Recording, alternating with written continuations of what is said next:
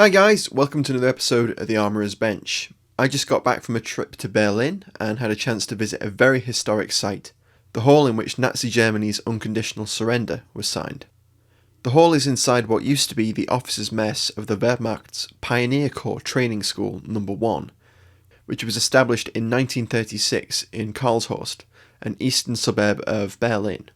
The officers' mess was built in the late 1930s, and in 1942 the school was renamed the Fortress Pioneer School. During the Battle of Berlin, the school was occupied by a Soviet battalion on the 23rd of April. The Soviet military would maintain a presence at the Pioneer School for the next 40 years, with parts of it even being used by the KGB.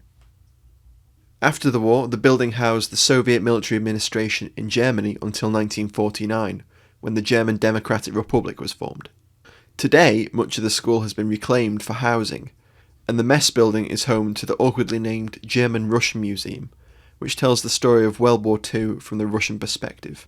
The centrepiece of the museum is the hall in which the three representatives of the German High Command, Field Marshal Wilhelm Keitel, Admiral von Freyberg, and Colonel General Stumpf, signed the ratification of Nazi Germany's unconditional surrender, early on the 9th of May 1945.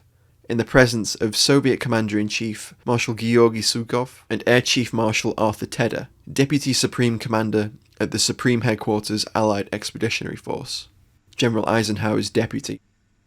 The initial instrument of surrender had been signed in Reims in France the day before, but the document was officially ratified in Berlin at 16 minutes past midnight on the 9th of May. The Soviets believed it was more fitting that the surrender be signed in the German capital, also highlighting the Soviet role in the victory.